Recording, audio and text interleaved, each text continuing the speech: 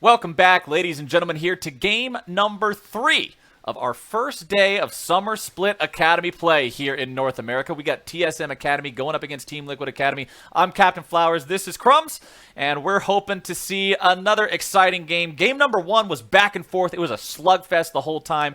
Game number 2, off to a bit of a slow burner of a start, but then as soon as FlyQuest Academy found their momentum, they were able to end that game swiftly.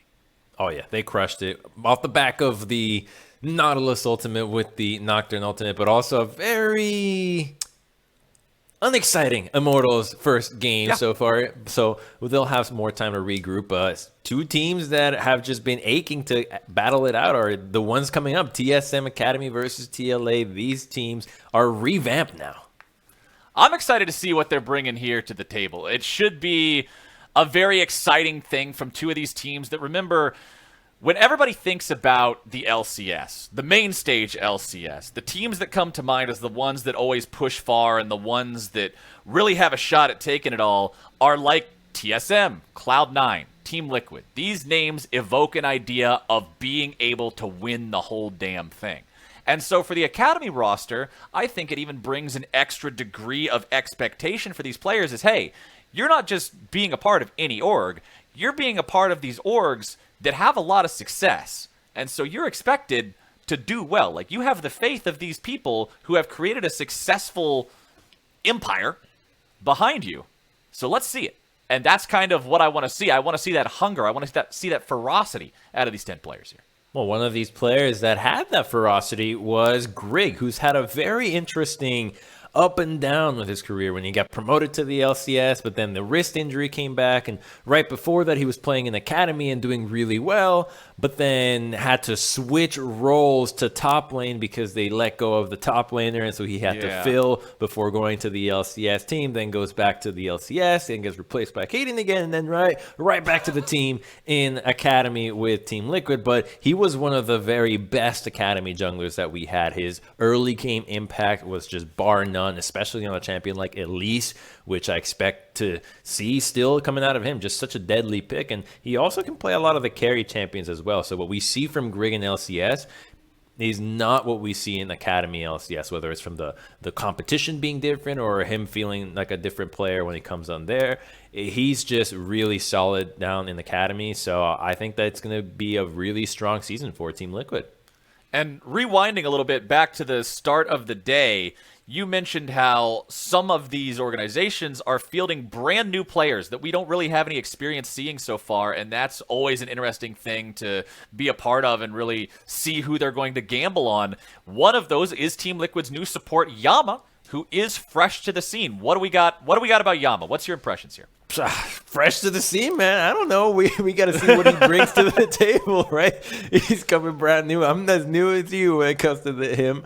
But Rikara is another player that he got just a few little games here and there because he was playing under Tactical. But Tactical, now that he gets promoted, there's no longer any double lift. He now gets to fill in Tactical shoes. So it's a brand new bottom lane for the team. And honestly, when you have a brand new bottom lane and you have a returning jungler with two solo lanes that have been relatively consistent for you, especially Yasui, that is just the guy that is always going to innovate in mid lane, I think this team is going to initially start playing around the solo lanes and then transition to playing around the bottom lane once the synergy is got together with Yama and Rikara.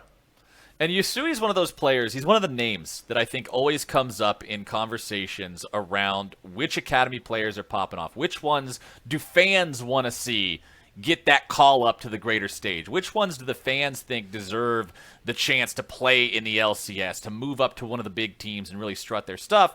And Yasui is one of those names that I always hear in those conversations. People love to watch this guy. He's exciting to see. He's talented on the Rift. And so I hope he just comes out the gate swinging here in this first match. The one thing that I think has plagued Yasui, and he had a much better run of it last split, was that his regular season performance tends to eclipse his playoff run. In playoffs, he seems to be a lot more rigid and not so flexible with his champion pool, or maybe dying a few too many times. So Yasui will just have to do his thing in regular season that we always love to watch, but it'll be about playoffs and when he does what he does there that will, I think, determine whether he's ready to move up into the big leagues or if a team will just give him a chance.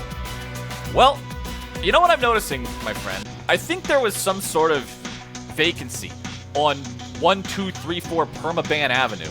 And it seems like Varus and Kalista just decided to become Red Side roommates over there because these two champions are never allowed through the draft at all. Just constant, permanent banning from Red Side so far here today on both of them, as Olaf, Ezreal, and Set will all be banned away by TSM Academy. Well, Varus is just such a pain in every stage of the game.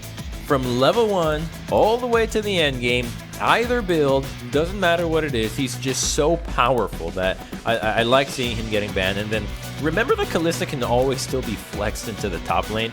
Very rare right now, since the mechanical ceiling for or floor for it is so high, but mostly in the bottom lane, and just her ability to pair itself with any support that is tanky and even some unorthodox supports like your Set that just makes such a strong bot lane combination. And that strength is going to be pretty much just picked right up with these first two picks. The Aphelios trade for Syndra. They were very aware that this is what they're opting into, trading the Aphelios for this. And this is very reminiscent of the composition that we just saw from FLICKR. Syndra and Nautilus are already there. 3 games today, 3 Nautiluses today. The champion definitely popular in that bottom lane, and I mean, why wouldn't he be? He's got powerful enough laning. He provides incredible CC and initiation potential. Also counter initiation potential if your opponent's looking to dive on. He's so good at locking down those kinds of targets, keeping your own teammates safe. No wonder he's getting the priority that he is getting. But now we're going to get to see Trundle this time around.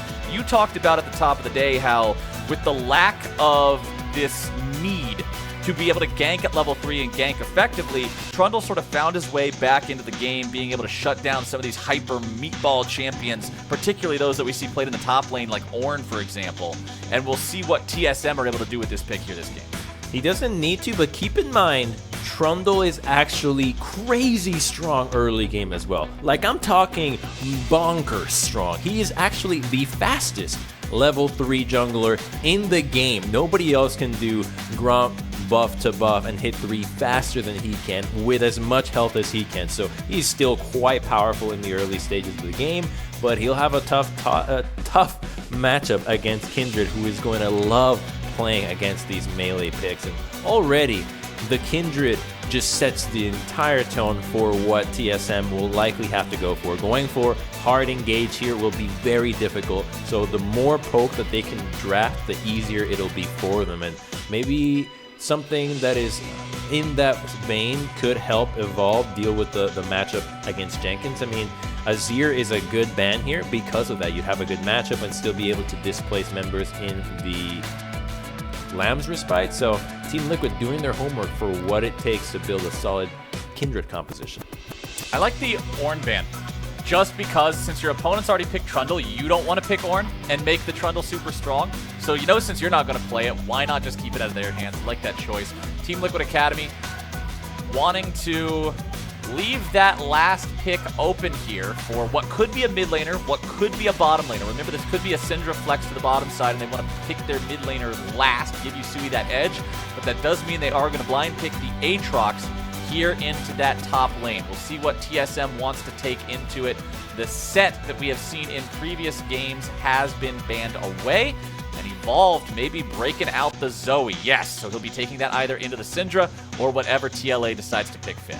Had to go with a poke ability. She's extra protected when you've got the Braum to really help out. And let's see what this top lane pick is going to be. You could always go for a Renekton and just keep it super simple, but something else like a Gangplank would, I think, add a little bit more volatility for what TSM can do. That Gangplank ultimate can really put the hurt on a champion like Syndra that will have such a hard time crossing through it, that just mains that between Pillar, Sleepy Trouble Bubble, Gangplank. These carries are just unable to move, and that's exactly what you want. You isolate these targets, block with the Braum shield, and then have Aphelios just rain down hell. No, come on, really? Grumps, you sound so distressed, dude. Again, this thing keeps It's a plague. It keeps coming back into this game. You sound so utterly distressed. Just the despair. No! No! Well, there it is. Yeah, The Lulu. It's here. Get ready for it, guys. The season's starting with Lulu mid, 2 out of 3 games. Well, hey, at least Syndra Nautilus has kill potential bottom, right? I mean, maybe that means we'll see some spicy bottom lane play. Yeah, mid's not going to be the greatest, but we got to look at the bright sides, my friend. Yeah, well, yeah. The bright side is a lot of it is going to be about helping Grig out. You've got a Lulu. She's going to go Ardent Sensor and then just keep you alive and then ult you. So a lot of it falls on Grig, but he's always delivered when he's been in the academy. So I think it's a good idea for Team Liquid to go in this direction. I mean, talking about Grig, even back when he was doing the split time with Acadian on LCS, it seemed like Grig was always the most successful when the pressure was off. And I'm not trying to say this in a bad way, but he just performed better in regular season. His playoff games, I remember looking much worse than his regular season games. And since Academy is lower pressure than LCS, it would make sense that when Grig is able to just relax a little bit, breathe a little bit deeper, and do what he needs to get done, he can pop off in these kinds of games. So we'll see if he can do it here today. But for now, we're going to step away to build that game delay up once again. You all know the drill at this point. Once we come back, we'll have the game ready to go from the start. So don't you go anywhere.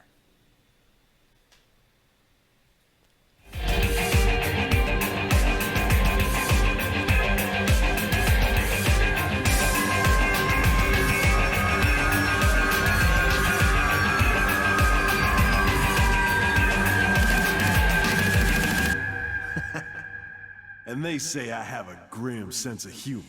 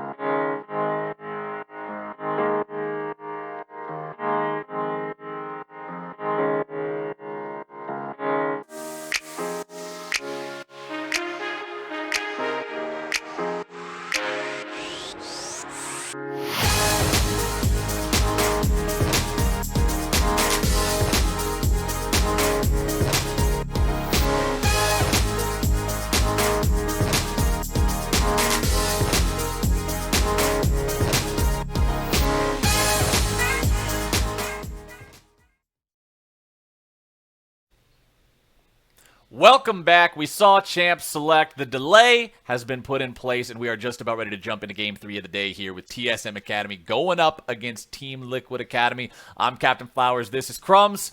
And once again, ladies and gentlemen, if you did not watch Champions Select, we are on the brink of a mid lane Lulu.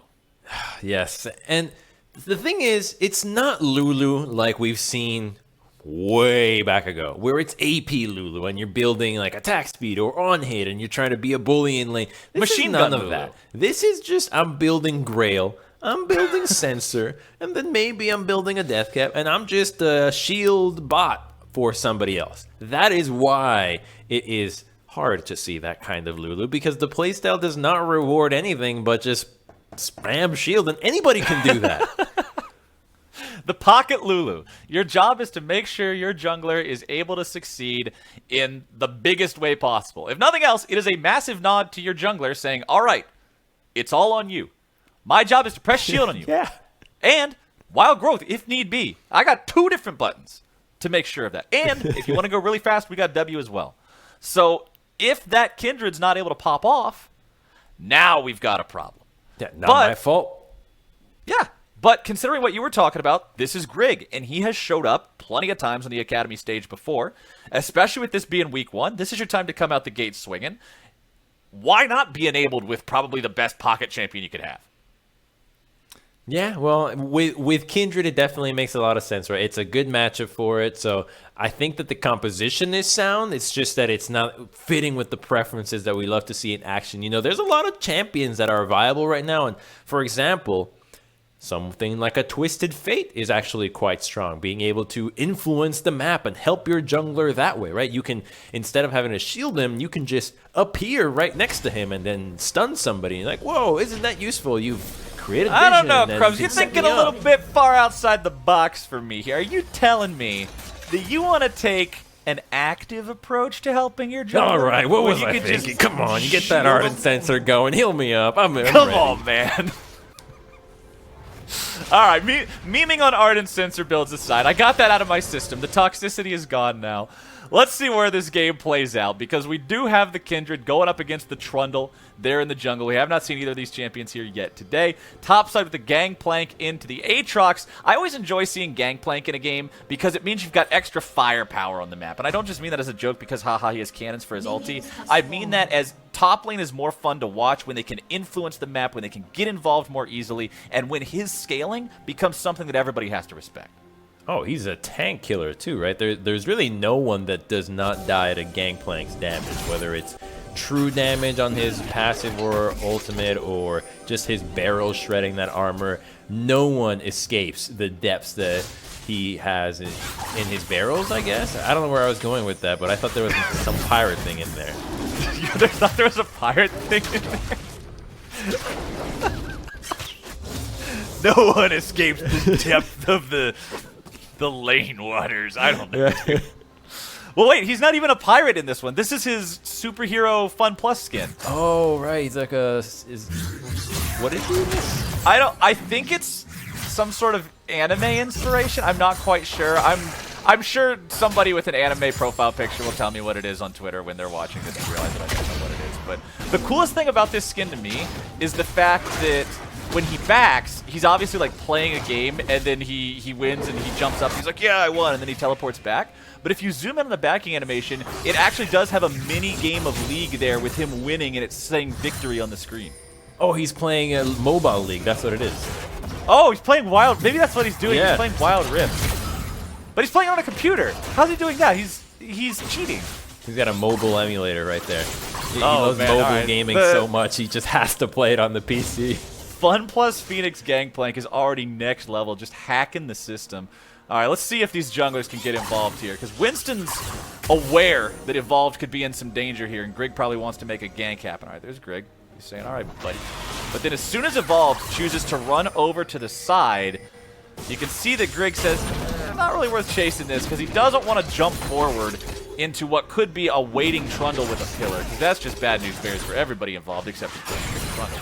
So bottom side, there's nothing down here really either. We're going to see how this progresses forward. I mean, earlier in the day, we got to see an Aphelios versus Mage matchup in the Cloud9 versus 100 Thieves game. It was 100 Thieves running the Aphelios while there was a Cassiopeia bottom for Cloud9. And as that game went on, of course, there is the whole 80 carry versus no 80 carry thing to be considered. So I do want to see how this plays out for TL moving forward, knowing that they won't have that reliable power there from the bottom lane. Of course, you do have Kindred, but Kindred's also going to rely on getting those marks. And she did not hit the mark this time around because she got unlucky and it spawned in the bottom side. And even though she actually had gotten it, I think there was too much priority from the mid lane and the TSM bot lane to even contest it. So she'll have to just hope that the next one spawns in a better spot for her, because getting that first mark really helps you so much in this game, because it's not likely that you're actually going to be able to find the next few marks or even kill the target that you're having hunted so far. So I think that this is a good start for TSM so far. At least Winston is feeling very happy that the Kindred is not just getting out of control already. I know that some Kindred players like to delay their first crab take. Like if they know where the enemy jungler is, they know he's going to be going for bottom crab and they'll be going for top crab.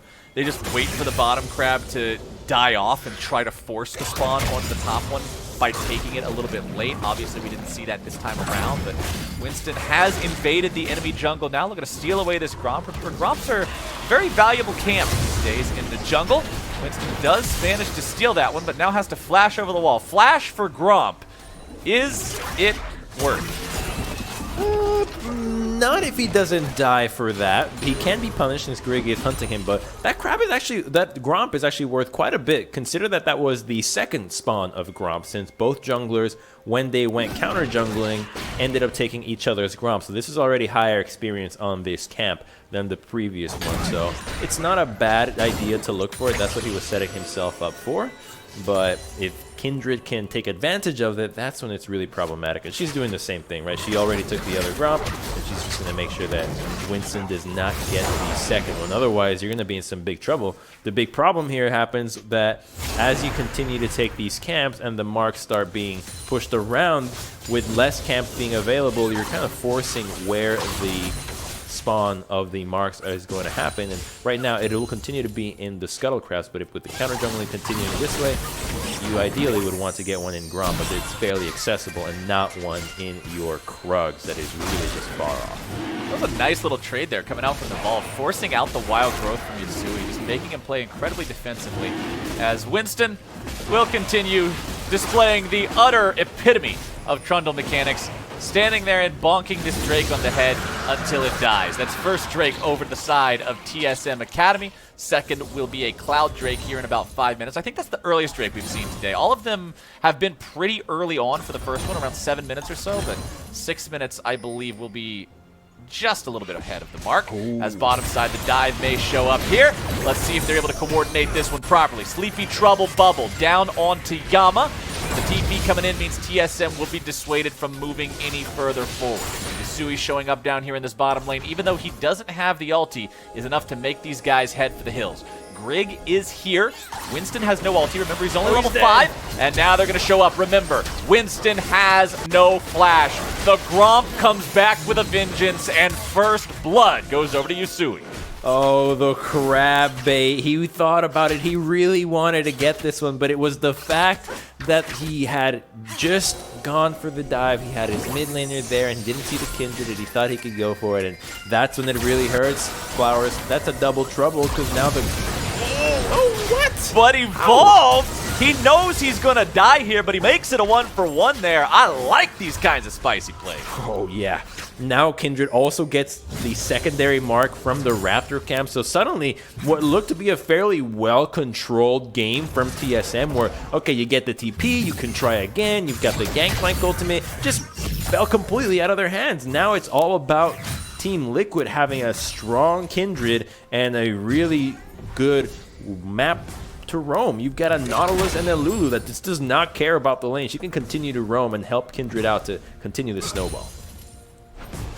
All right, if we want to see that snowball continue, where do you want to see the focus at? Because you're talking about Nautilus and Lulu roaming around. Do you want to see them roaming bottom to make plays? Do you want to see them help the Aatrox, or is Gangplank just too entrenched? What's the name of the game here? Where should Team Liquid fans be hoping they see these icons move on the minimap? Well, all about the objective. So first, let's take a look at how this. Oh, this is the fate. He thought about it, right? He really is like, can I? Can I not? Can I? Oh.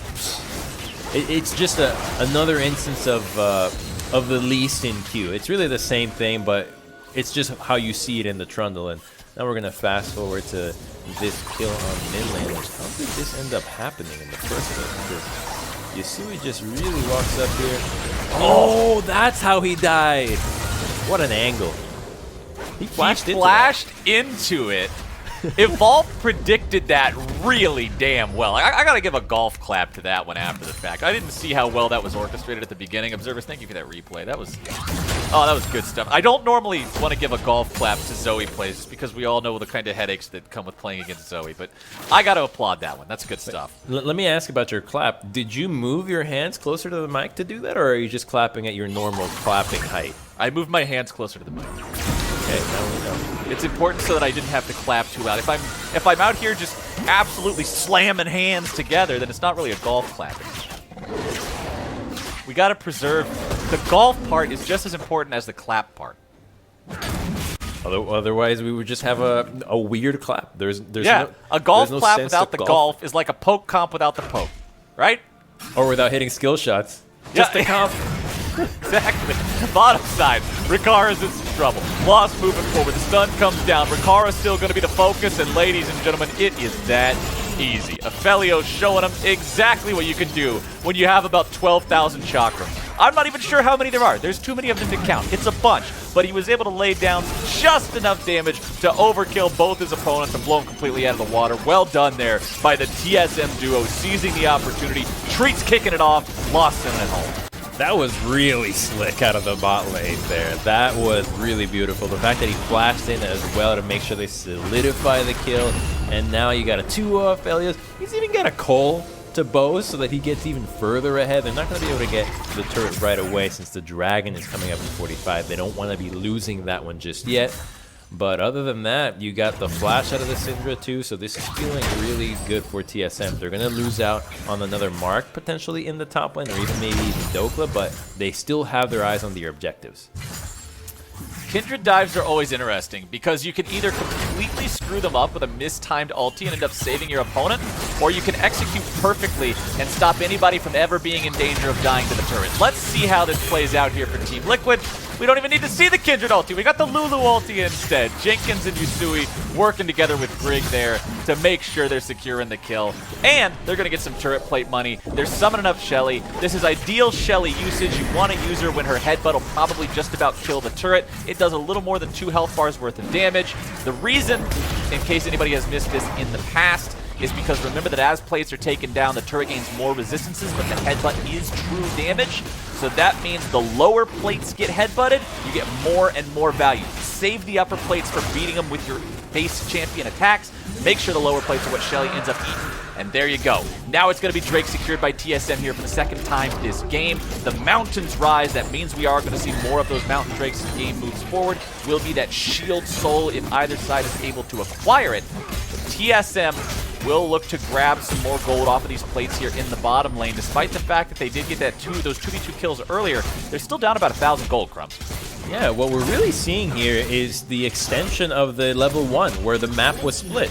Kindred just only showed up to the bottom lane when we got that kill onto the Trundle when he greeted out for the crab. Any other time, she's just been going to the top side, and same thing with Winston. He's just been going to the bot lane, trying to find the avenues to get the Gromp or get more fights, but here we go again. There's the Gangplank ulti. It just never stops as the Kindred ulti shows up, and now we're going to have a complete dog pile there in the Lamb's Respite. Yasui looking to get away over the wall as Yama's now going to be the target of TSM. Yasui still keeping himself alive for now. Evolve needs a little bit more damage to chase down the enemy support, but Jenkins now has to flash over the wall to keep himself alive. Grig also in full retreat. TSM continuing the pursuit. Riccara learns exactly how much fun a paddle star can be as Yasui's forced to continue retreating as well. TSM, they were down in gold. They did not care. They made the plays. They found the picks. They won the fight.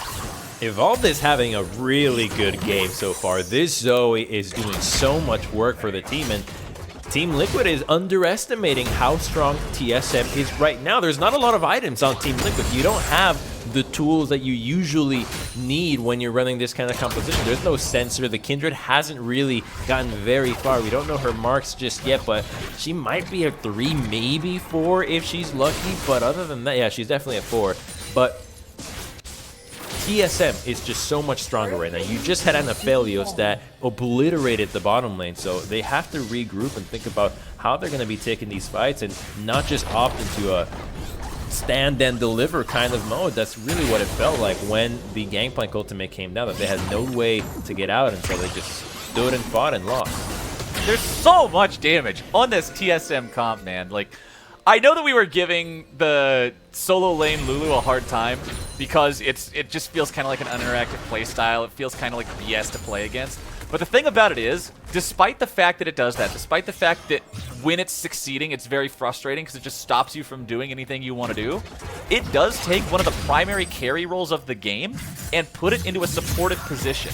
And if you compare the firepower on these two squads, they just don't match up.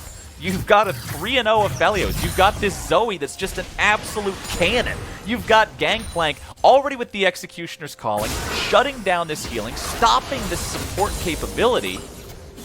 And on the other side, Aatrox is still going to need time to become threatening in these fights. There's still going to need to be a lot of damage coming out of this Kindred, who, while he's 0-0 and 3, isn't exactly throwing the whole team on his back just yet.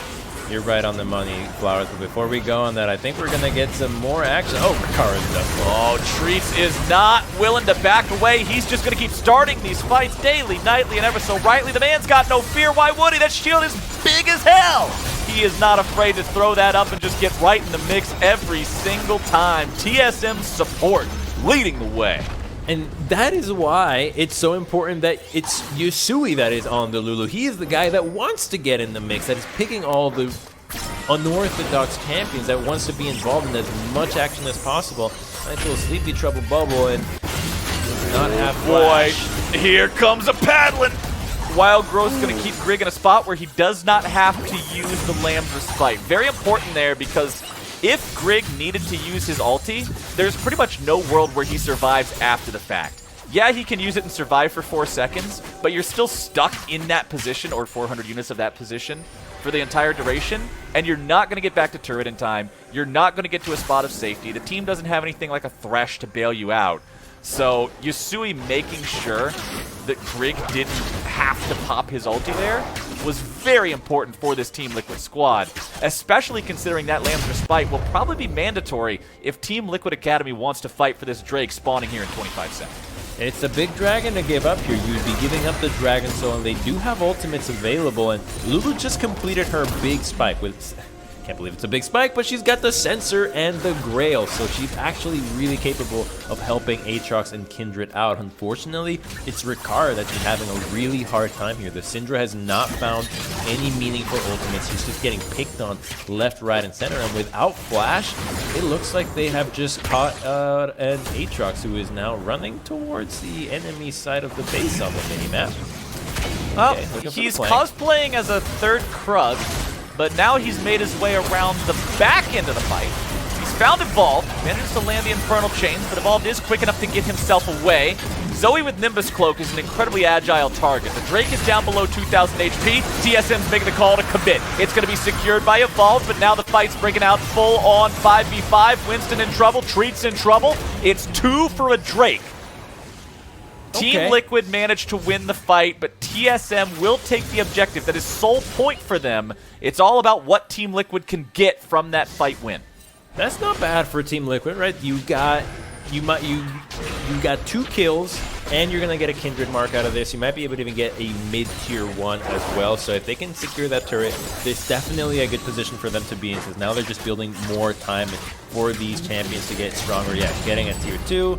The tier 1 mid is not going to go down, but they're not feeling bad for this at all. You know you have to fight the next dragon in 4 minutes. And Team Liquid, well, they still have their summoners on their important targets, so they're going to be able to still reposition and take a good fight for this next objective. So I think that both teams can feel pretty confident about this, since both their power spikes are advancing as the game progresses.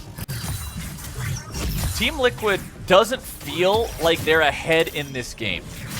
This doesn't feel like a game that they're 1,000 gold up in, and I think a lot of it just comes down to how these comps play out, right? Like, you're seeing so much pick potential from something like a Zoe, from a Trundle being able to follow it up, from Braum jumping in and initiating these fights, and so I want to see if Team Liquid is able to continue having good fights and getting some gold leads, how far until it feels like they're ahead? And if they're not able to do that, how swiftly can TSM turn things back around? I mean, a big part of the gold lead we can see is in the top and jungle, right? So a big discrepancy in the farm right there. That's where the bounties are.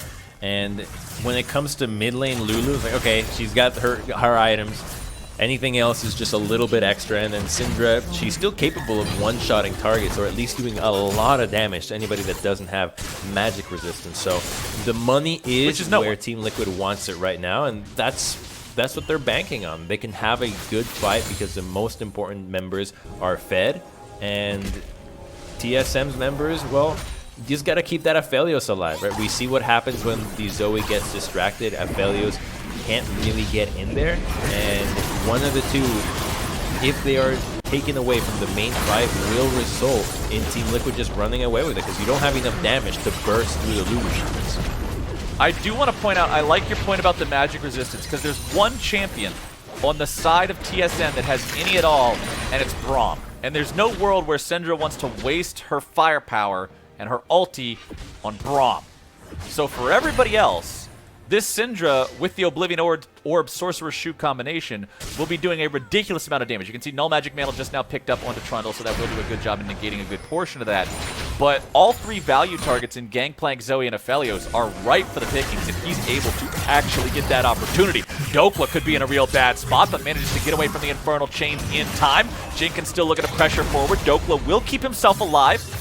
Team Liquid trying to make the play there. They do manage to force Dokla away, but not at the cost of any of his summoner spells. He ate the orange and everything was okay. Yeah, he's fine, and TSM was not in a position to get anything in return. While you have the Aphelios to take that Baron, it's not the play to go for right now. They're very fast at rotating across the map, and Team Liquid is now just going to be looking for blood, right? You already chunked out the Gangplank, you have some pressure in the bottom lane. As long as you camp out this dragon, you can get that fight that you want before it spawns, and then just control the setup entirely, making it nearly impossible for TSM to retake the area. And so that's what they're going to continue to do. Yasui doesn't need to farm. There's no need for anybody to go into the top lane right now. It is just so important for you to get this fight down, and TSM's going to double down on it. Dokla. There we go. Second time's the charm for Team Liquid Academy, making the play happen in the bottom lane. But TSM, what's there to acquire? What's there to trade? Is the answer anything at all? Winston leading over towards that Baron pit. They will drop the control ward down, and since there was a ward in the pit, that means their opponents would be aware if that was started up, so TSM will back away from it, opt out of such a risky move here, just 21 minutes into the game. Still down a little bit over 1,000 gold, but Crumbs, 30 seconds until the final, well, potentially final elemental Drake of the game spawns. TSM committed last time. They lost 2 men in exchange for that third Drake. It puts them in a spot now where they're able to threaten Soul on every Drake hereafter. Can they get something big out of this? Grig is already at half HP. Evolved is looking to take him even lower, now down to about 1/3. He will be able to heal up. Yasui will make sure of that. Also has the ability to leech up with that Blade of the Ruined King by hitting the Blue Sentinel. And now we'll see if TSM can get themselves in the spot they want to be. Oh no, Jenkins flashing over the wall, stays alive. Lamb's Respite is going to keep him going. Death's Dance Bleed was going to kill him if not for that ulti. Yama already having to use the Gargoyle Stoneplate, getting themselves away. It is tragedy for Team Liquid as they all have to retreat away from this Drake. Grig is thinking about it, man. He wants the opportunity to go for a steal here. Whoa. But no!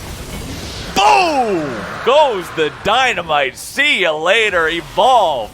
Just sending him back into last week. What a snipe there. Evolved is hard carrying that fight. See, if it wasn't for the initial poke that Evolved landed onto Kindred, when Jenkins was flanking, Team Liquid would have been able to collapse and get the fight they wanted. But because the poke landed, they had to retreat. Jenkins then became compromised. They took him out of the fight, and then it was done. This Zoe is just having such a great game so far. This is really impressive. I mean, no one else is really putting in the work that he is in this game, and it was just such a great pick when you're dealing with a composition that is going to be running Lulu Kindred. You just pick poke, and then they are lost. And now, not only is it Mountain Soul, it's Baron on top. That is just such a massive swing in this game here for TSM Academy. I respect Grig's choice to try to steal because he knows how much more difficult the game becomes if they give up that Mountain Soul. But at the same time, him being the one who dies just means that Baron going over now creates a game where Team Liquid are frantically trying to just glue everything back together because the pieces are crumbling. Yeah, they really are. And now when TSM gets to group up and start poking out, it becomes even tougher. You need to find these angles on the flank, and if Team Liquid does not set up wards for anybody to teleport behind, or if Yama can't get in there, they're just going to get hit by one paddle star, which might just take out Grig right away. He already has some MR, but no CC, so he's going to take that extra damage, and now TSM is just feeling like their composition is doing what it's meant to do, with Trundle to sit there and pillar and disengage with you, having some CDR built up already. Uh-oh, Jenkins, he was the one who got caught out at the beginning of the last fight, had to be saved by the Lamb's Respite. What's it going to be now? Taken very low, kept alive by the incredible healing of Aatrox. Ladies and gentlemen, Team Liquid might be able to turn this one back around. Lamb's Respite to keep Yama and Grig in good enough condition, but over the wall goes Lost. He's going forward on the Aphelios, looking to make the plays. There we go, ladies and gentlemen. Sometimes all you need for your AD carry is a little bit of bravery. They're behind enemy lines. They're picking up kills left, right, and center. And TSM are sending it down mid lane, looking for some nexus. that looked like it was going to be close. Jenkins lived so long with Lulu, but unfortunately, there was just too much damage from the side of Aphelios and Zoe, which were still able to do all the work, and now it's only Grig to try to defend this Nexus. Grig and Yama will stand 2v4 against their opponents. Winston backed away, but they don't even need him. It's an ace, and who better to get it than Evolved himself? He has been the man making things happen this game. Honestly, all of TSM Academy playing well, and they will lock in their win against Team Liquid. So last split, Zoe was picked much more than Syndra in Academy, whereas LCS really prioritized the Syndra. It was almost like Zoe was the first pick in so many games of Academy, and well, we get to see again just why that pick is so important. Piloted by Evolve, that was a great game. Yeah, Evolved had a great game on the Zoe. I think the bottom lane for TSM also both had a great game, from the 2v2 kill that they made happen early on in the lane, and then in that last team fight, Lost just saying, hey, you know what? Over the wall we go. Flash forward, let's get aggressive, let's win this game. And Treats just constantly being there to initiate, doing what needed to be done. This was not throw your shield up and stand next to the carry Braum play. This was the kind of Braum that gets in there and gets things done. Honestly, a lot of fun to watch. Good stuff coming out of TSM Academy here to start off the summer split of 2020. And now with that third game done, that's it for me. Pastry Time's going to be tagging in here for the last couple games of the day. Crumbs is going to be sticking around. We're stepping away for now. After a 3-minute break, though, we've got Evil Geniuses Academy and CLG Academy, so don't y'all go anywhere.